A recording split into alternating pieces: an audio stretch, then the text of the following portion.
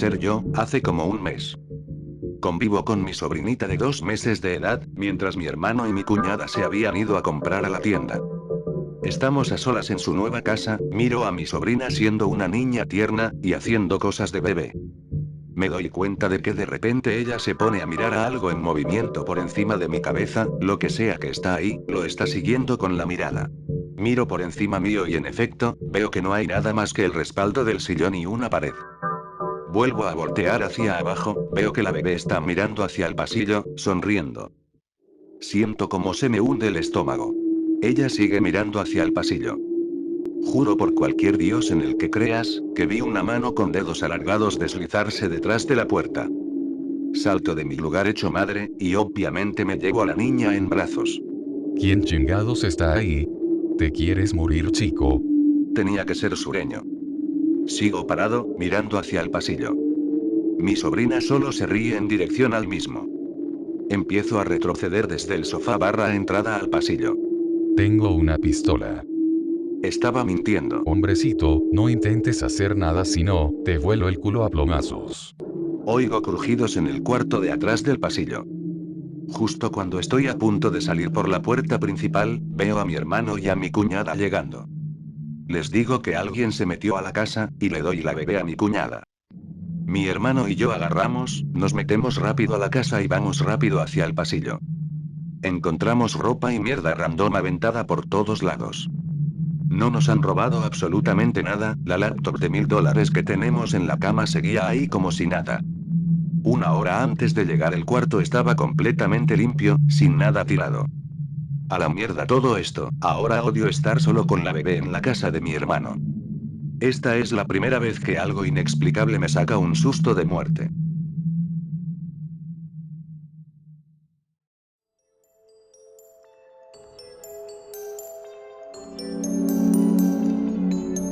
Estar cuidando la casa de mi tía mientras ella está en Europa, visitando la galería de arte de mi primo, o alguna mierda así. Mi tía vive en una zona mala de la ciudad, aún así tiene una preciosa casa victoriana construida en 1860. Llevé mi rifle semiautomático conmigo para que cuide de una mejor manera la casa durante una semana. ¿Cuál es el punto de cuidar una casa si no vas a ir armado?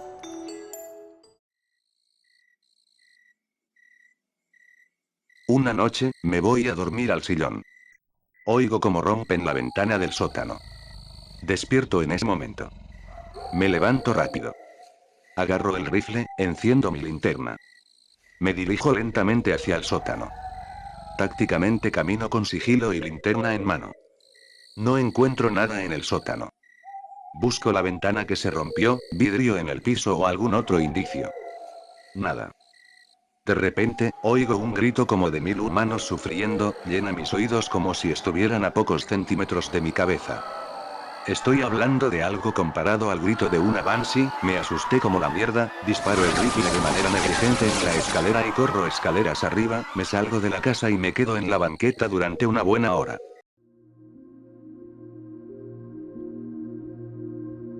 Al final me crecieron huevos, agarré el teléfono de la cocina y llamé a mi tía.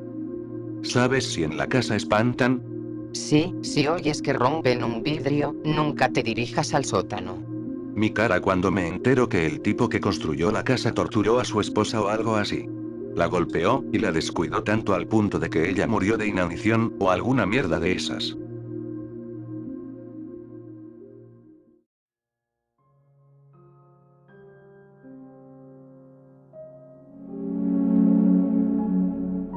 No es mi historia. Ser joven de los años 80. 10 u 11 años aproximadamente. Vivo en un pueblo, como si estuviera en Stranger Things. En medio de algunas casas se encuentra un bosque. Detrás del mismo hay una casa grande, más grande que las otras casas de la zona. Mientras que las demás tienen 2 pisos, esta tiene 3. Parece realmente de un estilo gótico. Se sabe que ahí vive gente, pero nadie la ha visto. Se convierte en una especie de leyenda local, con mucha especulación al respecto. Un día, un joven está jugando solo en el bosque y siente como si alguien lo estuviera mirando. Se aterra, y sale corriendo hacia su casa. Desde aquel momento siente que alguien lo está observando. Ya sea desde aquella casa o desde el bosque. Se mantiene lejos de ese lugar por unos días, y luego regresa. Escucha que alguien le dice. No tienes por qué irte. Se da la vuelta, y ve que hay una chica allí, unos años mayor que él. Tiene un peinado anticuado y andrajoso, viste ropa que va más allá de su talla. Resulta que vive en esa casa, y recibe educación desde ahí. Se hacen amigos. Él le hace preguntas sobre la casa, porque todo mundo tiene curiosidad de ello. Le dice que tiene todo el tercer piso libre para ella sola, mientras que sus padres viven en los otros pisos. Nunca invita al chico a entrar. Pero él tampoco la invita a ella a su casa. A los padres del joven les parece lindo que haya hecho una nueva amiga, y su hermana dice que a ella le gusta él. Él dice que probablemente esté en lo cierto, porque le mostraba atención, le preguntaba cosas sobre su vida. Algo que nadie más hacía, aunque no la encontraba atractiva. Ella le enseña a fumar, él la empuja en un columpio y esas cosas. Tienen sus ratos de diversión, no esa clase de diversión. Siempre se reúne con ella en el bosque. Entonces, un día, ella simplemente ya no apareció, él no la vuelve a ver. Unos 6 meses después, ponen a la venta la espantosa casa. El joven le ruega a su madre que lo acompañe a visitar la casa, debido a que los que quieran comprarla pueden pasar a verla. Ella acepta.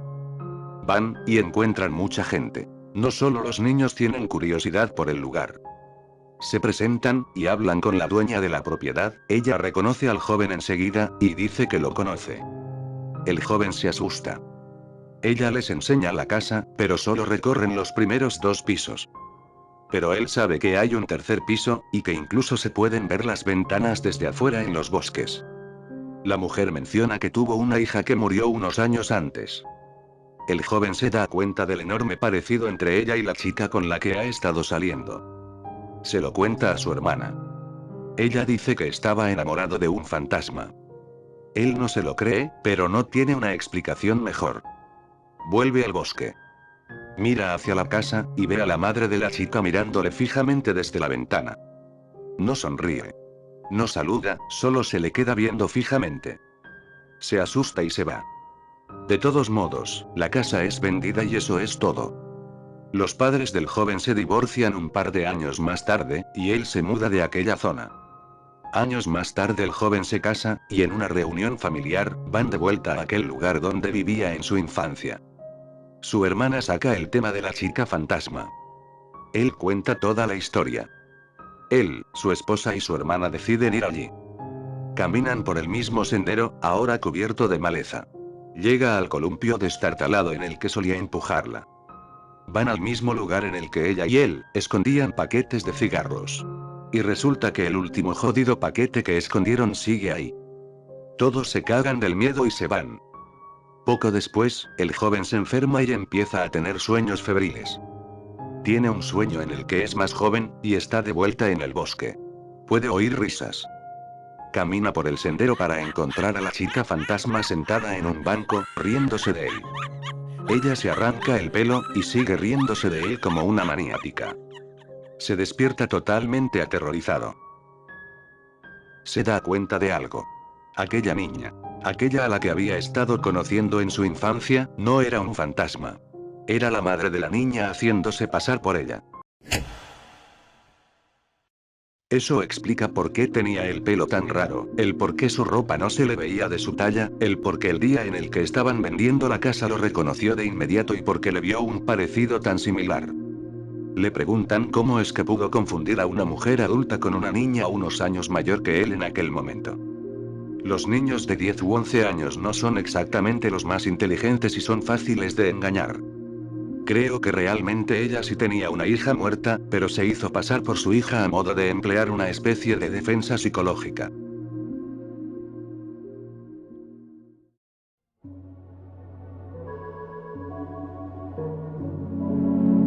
Necesito explicar esto en palabras. Aún no puedo explicar lo que he visto, y cuando la policía venga por mí, porque seguramente sé que vendrán, sé que lo harán. Y la verdad no sé qué les voy a decir. Yo sé lo que vi en la cámara 36 esa noche. No he podido conciliar el sueño después de lo que pasó. ¿Cómo podría conciliarlo? Tal vez contarlo me ayude a aclarar mis ideas. Supongo que debería empezar por el principio. Trabajo en una empresa de seguridad, mi gafete de trabajo indica que soy un especialista en sistemas de vigilancia, que no es más que una forma bonita de decir que soy un técnico. Es a lo que se dedica esta empresa, instalan sistemas de cámaras de seguridad para otras empresas. Cámaras tipo Domo, tipo PTZ, en sí. De todo. Solo necesitamos un poco de conocimiento sobre cableado, software de las propias cámaras, y estamos listos para ir. Al menos es trabajo honesto y nos pone el pan en la mesa. Era tarde cuando recibí una llamada de mi compañero Tim. La empresa era pequeña, así que teníamos que colaborar bastante estrechamente, pero Tim no le caía bien a nadie. Él era un hombre de baja estatura, de mediana edad, infeliz con su suerte en la vida. Se la pasaba quejándose del trabajo, también era un tacaño. En el intercambio de Navidad, dio un regalo de $5 cuando el precio debía de ser de 20, nunca ponía para la propina en los restaurantes. Era esa clase de persona. Oye, tengo un trabajo para 2 personas en el edificio que estoy atendiendo. Solo necesito firmar que todas las cámaras están funcionando. Sé que es tarde, pero podemos tenerlo todo listo para hoy. Media hora máximo. El director del proyecto me dio una póliza de cheque en blanco. Nos vamos 50-50 solo por 3 horas de trabajo. ¿Qué te parece? La voz de Tim retumbó desde mi teléfono, sonaba tan fuerte que tuve que apartarlo de mi oído. Sonaba maníacamente feliz. Demasiado feliz. Nunca lo había oído decir una sola palabra agradable a otro ser humano a lo largo de los 3 años que trabajaba. La oferta fue el factor decisivo. Un codo como él jamás dejaría que otra persona compartiera un cheque en blanco como el que aquel director le ofreció, pero la oferta era demasiado buena como para dejarla pasar. Hice las cuentas en mi cabeza. Me ganó la codicia. El dinero era escaso y el dinero extra sería suficiente para llevar a mi chica a una buena cena.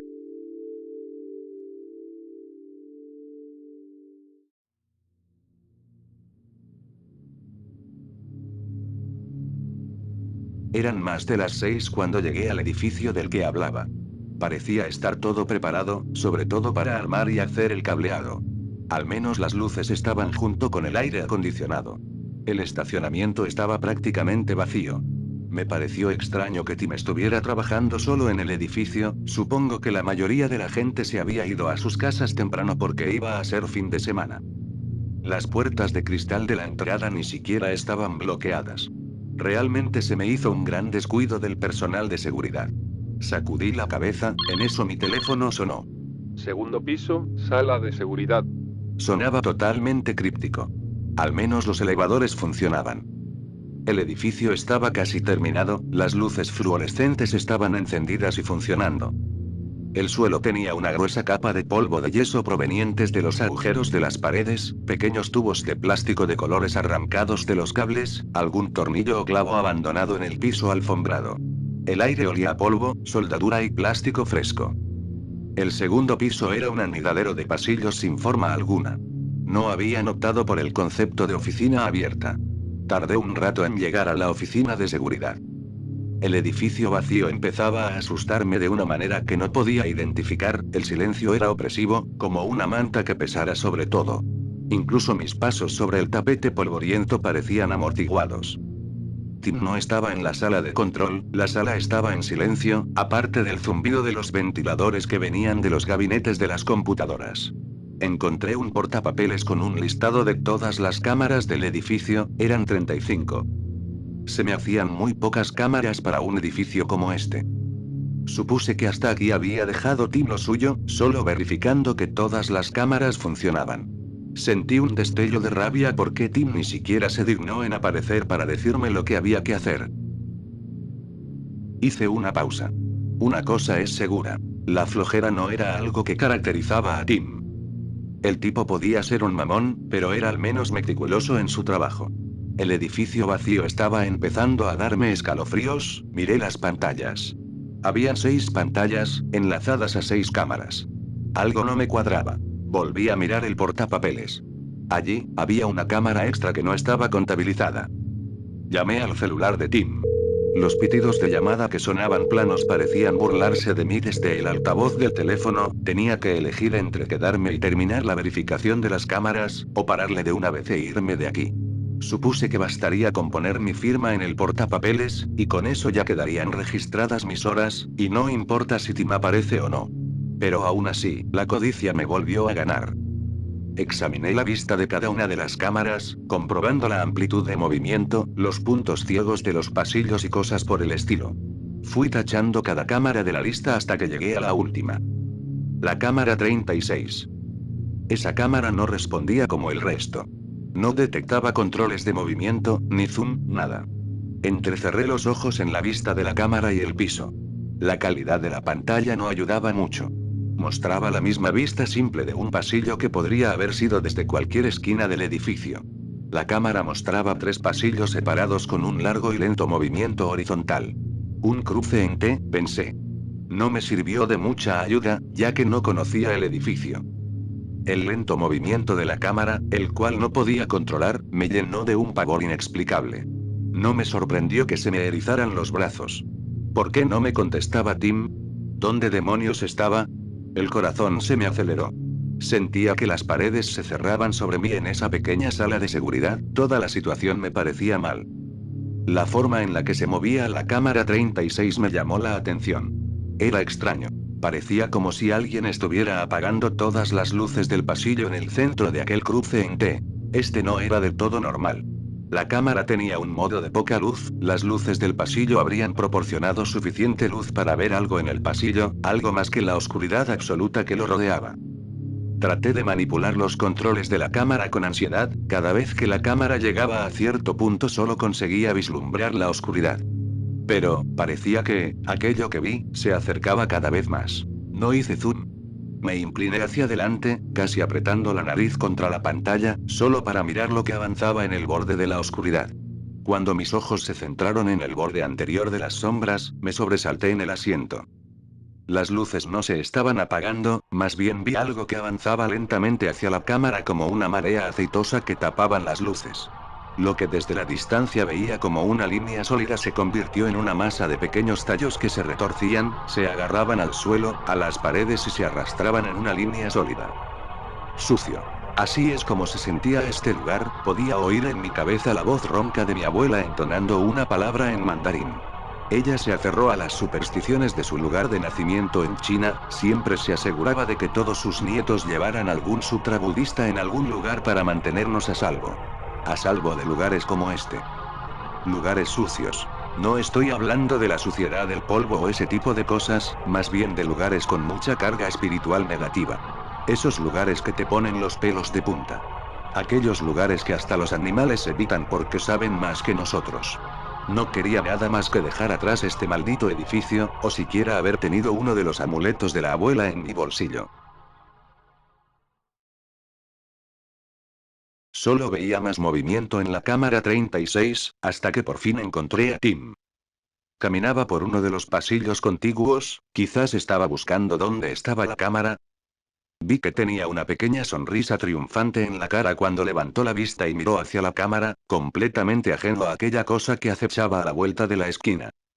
Desapareció mientras la cámara lo sacaba de cuadro en su lento recorrido. No despegué la mirada del pasillo central. La oscuridad había llegado más o menos hasta la mitad del pasillo, el flujo lento de la cámara era hipnotizante.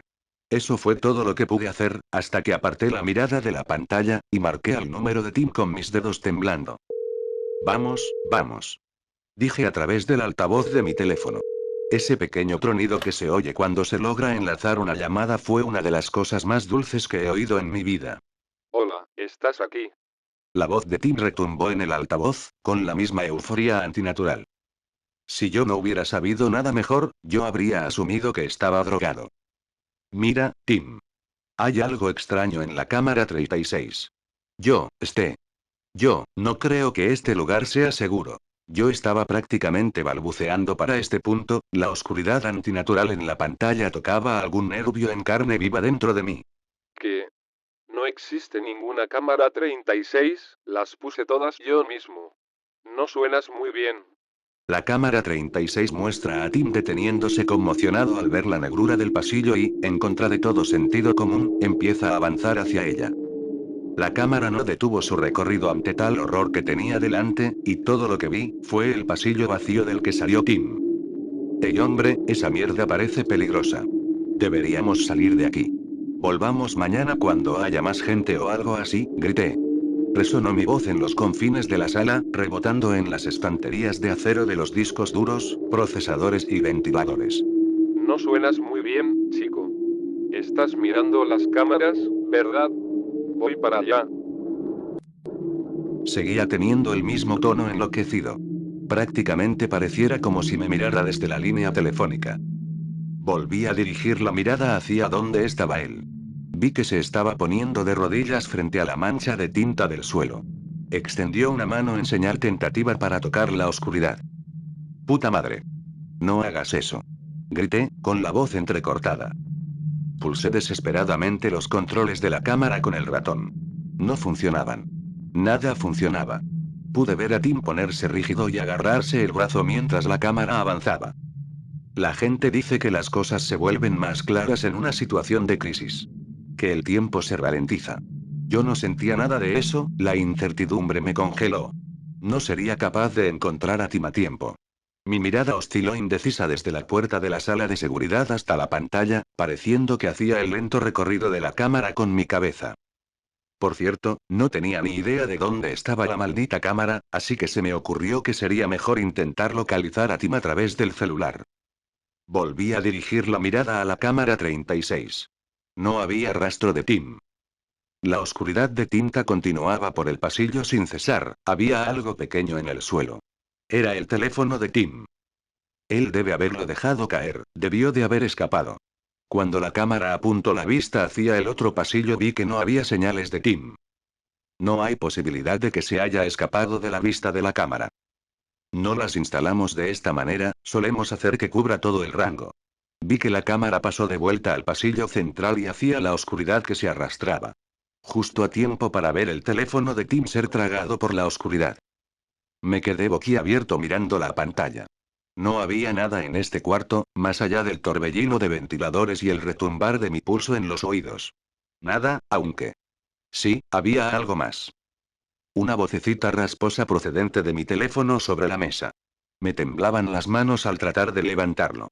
Pensé que te habías ido. Quédate ahí. Ya voy. Tiene hambre, tiene hambre, tiene hambre.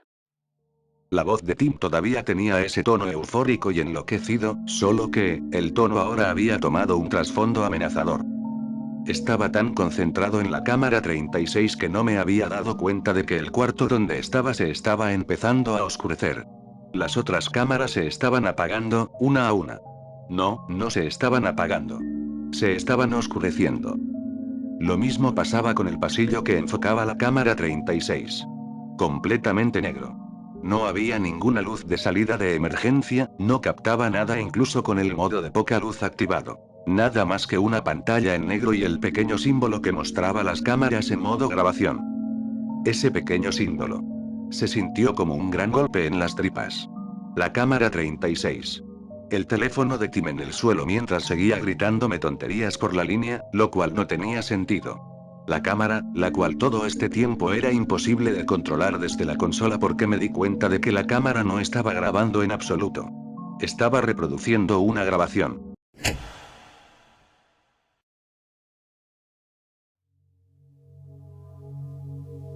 Estaba atrapado. Atrapado en una jaula. En una habitación llena de ojos, me estaba quedando ciego poco a poco a medida que cada pantalla se apagaba. El terror adquirió una nueva dimensión. No había salida, necesitaba ayuda, mucha ayuda. Respiraba con dificultad y rapidez cuando las últimas cámaras se apagaron. Tenía que hacer algo. Entonces lo vi. Un hilo de esperanza.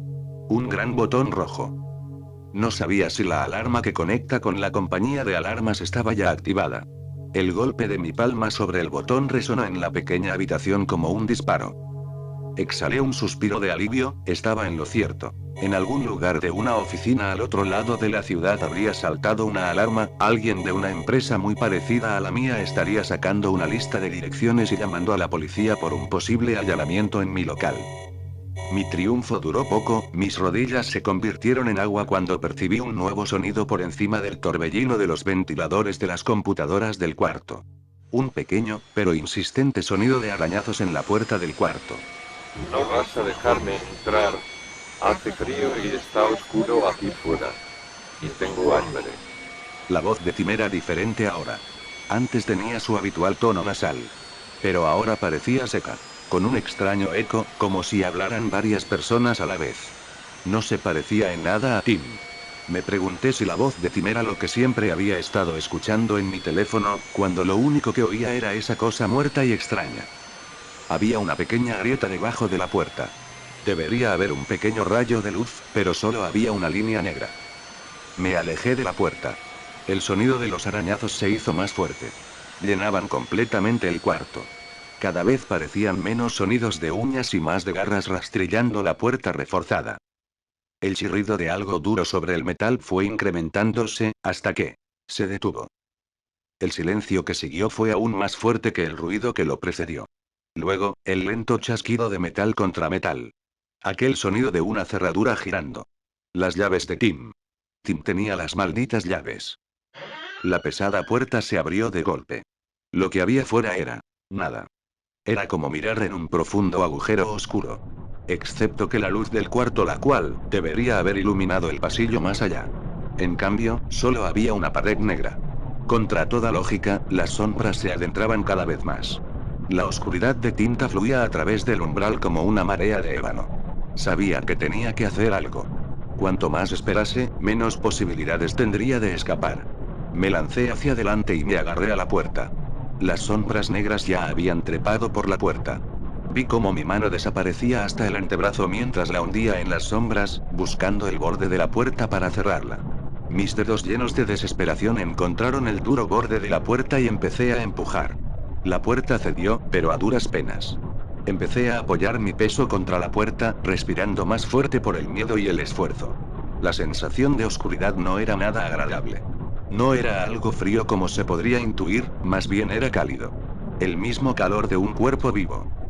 Sentí en el antebrazo una docena de dedos que se retorcían tratando de agarrarme la mano, y sus caricias se hicieron más compulsivas a medida que la puerta se cerraba. El dolor se apoderó de mi brazo cuando los manoseos se convirtieron en arañazos, y una serie de uñas se clavaron en mi carne. Con un último esfuerzo, conseguí cerrar la puerta. No había rastro de las sombras en el cuarto, y solo las gotas de sangre que brotaban de mi antebrazo eran testimonio del horror de los momentos anteriormente vividos.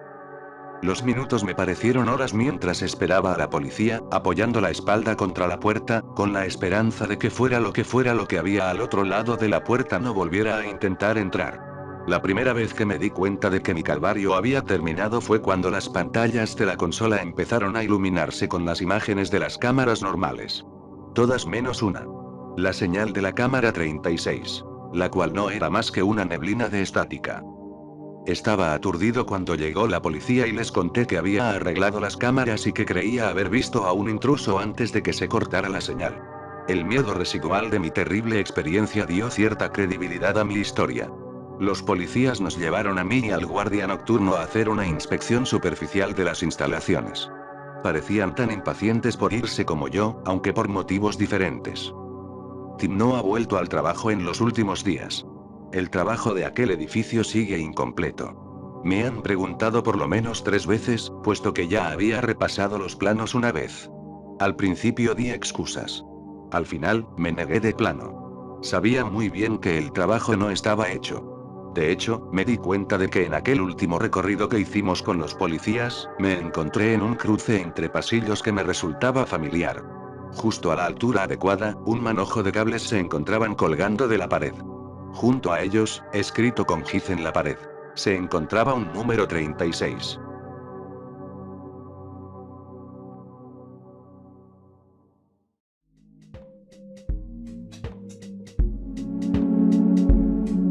Como dije, Maine es un lugar putamente embrujado. Stephen King no miente. La mierda es muy real por estos lares. La primavera siguiente después de ir a aquella montaña de la muerte con esa familia, la central me dice que dicha familia regresó, y quieren que los lleve al este. Quieren ir a Eastport. Está bien perro lejos. Bueno, me dieron una nueva camioneta Escalade, de todas maneras me gusta pasar tiempo con esta familia. Por cierto, el olor a orina y mierda que se originó por lo acontecido en la anterior historia, no salía del sistema de aire de la vieja Escalade, así que decidieron desecharla y adquirir una nueva. Llego a recibirlos al aeropuerto, todos se alegraron de verme. El papá me estrecha la mano, y me pregunta qué ha sido del varón de las hamburguesas. Le digo que desde hace tiempo no sé nada de él. Volvemos a reírnos de él. Es un largo viaje desde el aeropuerto hasta Eastport. Naturalmente deciden rentar un viejo Airbnb para hospedarse, yo sin embargo opto por dejarlos tranquilos y reservo un cuarto justo al lado de la playa, el cual está en un lugar a unos 15 minutos de distancia de ellos. El papá me pregunta si quiero quedarme, desisto, y les digo que disfruten del fin de semana juntos, y que no quiero molestarlos porque suelo fumar. Él entiende y me pasa su número de teléfono. Así que la primera noche, estoy sentado en la terraza trasera del lugar donde me hospedé, fuera del restaurante de la planta baja. Fumando con un tipo de Nueva York que odia a Maine pero a su mujer le encanta. Estoy harto de esta mierda salvaje, me dice agitando su cóctel de ginebra. Sé lo que es, porque me pedí un batido de durazno y en el bar sirven de todo menos café y refrescos. Ya sé que tampoco te gusta Maine, pero aún así te digo algo, si pudiera permitírmelo, me iría a Japón. Me dice el sujeto. ¿Por qué Japón? Le pregunto. ¿No sabes por qué? ¿En serio? No, le digo, no sé por qué, lo único que hay allá es sexo gra. Oh, ya vi por qué. Le inclino el vaso de mi batido. Chocamos los vasos y nos reímos. En eso, oigo un chapoteo abajo, pero hay que tomar en cuenta que el fondo solo sobresale del agua entre 2 a 3 metros. Dejo mi bebida, y me acerco al barandal, inclinándome. Solo noto una suave marea golpeando contra las rocas. Quizás eso era lo que hacía que sonase así. Estoy paranoico después de lo que pasó en la montaña de la historia pasada.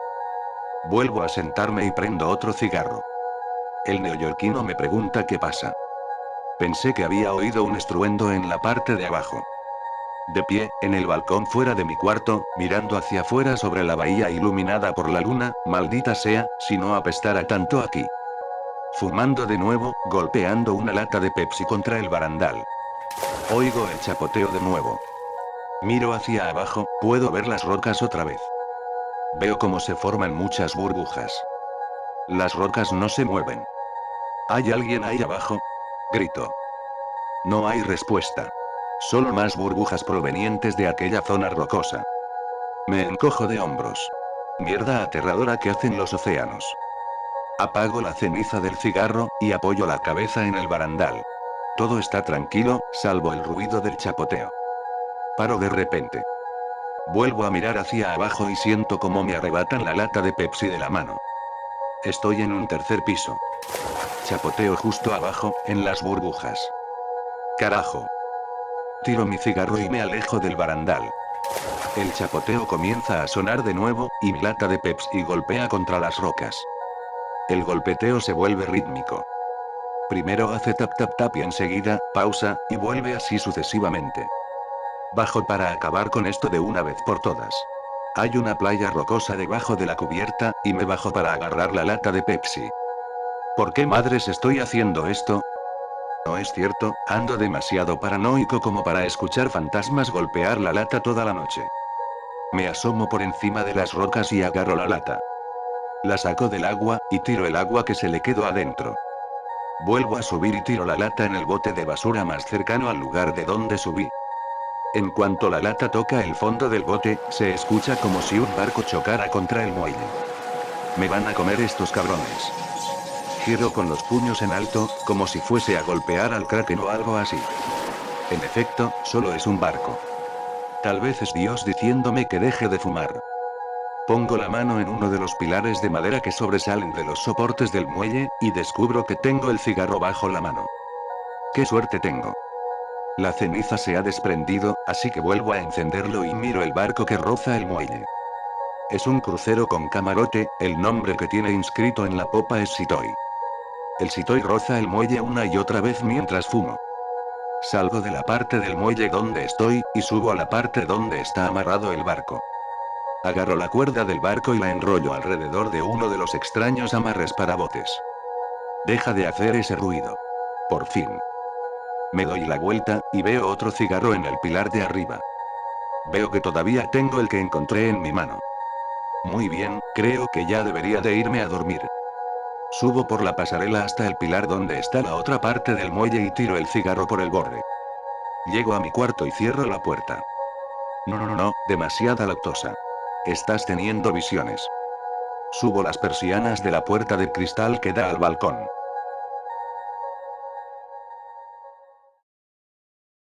A primera hora de la mañana me despierto, y veo que las persianas se han caído por el barandal y la puerta de cristal está abierta de par en par. Solo Dios sabe dónde duermo. Acomodo todo lo mejor que puedo, y cierro la puerta del balcón esta vez. La familia y yo exploramos Eastport un rato, antes de que alquilen un velero, y se vayan haciéndose pasar por piratas.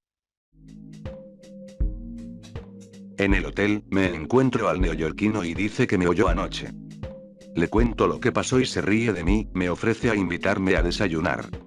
Desayunamos, su mujer lo regaña para que regrese a navegar. Supongo que llegaron en barco hasta aquí.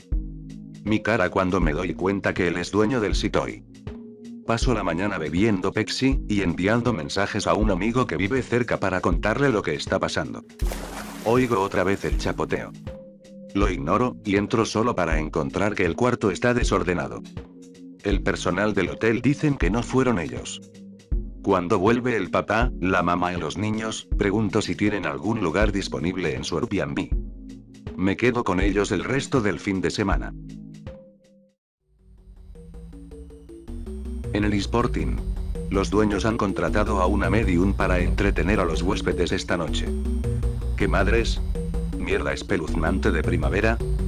Así que paso el rato con papá en la parte de atrás, mientras la familia y una pareja de recién casados se meten de lleno a ver el espectáculo. Como parte de su performance, esta mujer de aspecto gitano entra al cuarto, y los dueños apagan las luces y encienden velas. Aquí vamos. El papá y yo tenemos que apagar nuestros teléfonos, hace enojar a los fantasmas. Sí, claro, cómo no. Los dos vemos como esta señora empieza a pasearse por la sala agitando la mano sobre las cabezas de la gente. Dice cosas superficiales sobre los niños y los recién casados. Le dice a la mamá que papá piensa que ella es bonita. Se acerca a mí, la fulmino con la mirada. Sonríe y me agarra las mejillas. ¿Y tú? Tú ya has sido marcado. ¿Qué madres has dicho? ¿Cómo que marcado? Ahora estoy asustado.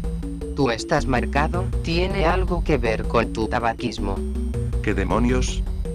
Saco sus manos de mi cara, y el papá la aparta con la mano. ¿De qué iba todo eso? Me pregunta el papá. Le explico lo de los cigarros que aparecieron de repente por lo de la lata y el Sitoy, lo que pasó en aquel cuarto que alquilé, y los chapoteos que oía.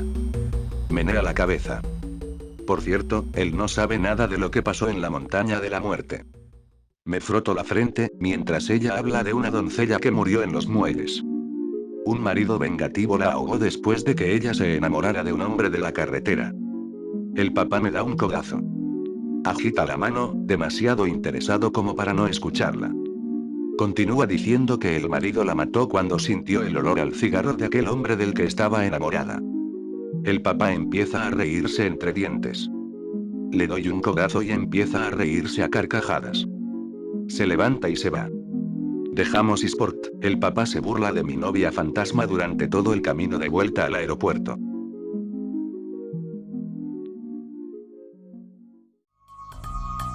Grabo este audio de mi viva y preciada voz para agradecer de todo corazón al canal Freedenker que en el video anterior, se la rifó con 500 varos. Neta viejo, muchísimas gracias, me hiciste el día, muchísimas gracias por tomarte la molestia de hacer tremendo aporte, muchas gracias. Y cabe mencionar también, ¿por qué no? Y muchas gracias a los demás usuarios que me brindan su apoyo, pues viendo los videos, dándole like, manteniéndose al pendiente de lo que publico. Muchas gracias a todos los subs por hacer que yo tenga este canal activo, motivarme a que yo siga de pie con este canal. Neta, su apoyo, ya sea en los superchats, en lo que mencioné anteriormente, es muy preciado para mí. Y de nuevo, agradezco muchísimo a Freedenker que neta, te la rifaste. Eres muy grande, hermano. Gracias.